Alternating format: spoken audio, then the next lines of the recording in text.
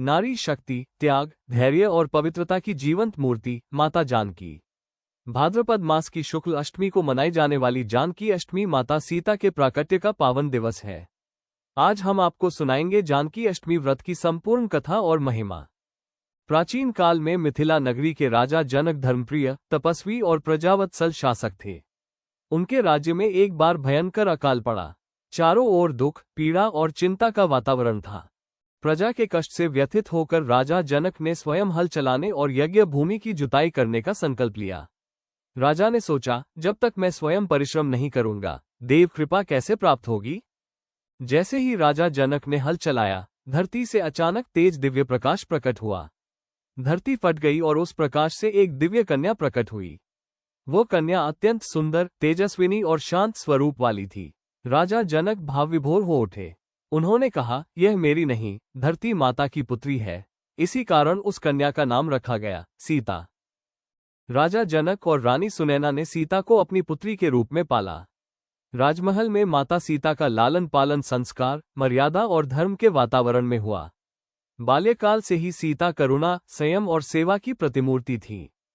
जब माता सीता विवाह योग्य हुई, राजा जनक ने स्वयंवर का आयोजन किया। शर्त थी, जो शिव धनुष को उठाकर प्रत्यंचा चढ़ाएगा, वही सीता का पति बनेगा। भगवान श्रीराम ने धनुष को सरलता से उठाकर तोड़ दिया। इस प्रकार माता सीता और श्रीराम का पावन विवाह संपन्न हुआ।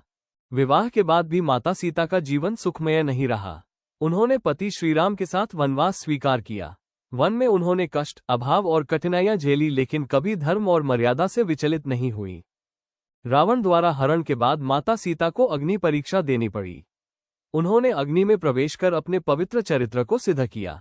माता सीता नारी धर्म, पतिव्रता और सहनशीलता का अमर उदाहरण बन गई। इसी पावन प्राकट्य दिवस की स्मृति में जानकी अष्टमी का व्रत किया जाता है। इस व्रत को करने से वैवाहिक जीवन में सुख शांति, संतान प्राप्ति, ग्रह क्लेश से मुक्ति, सौभाग्य में वृद्धि होती है।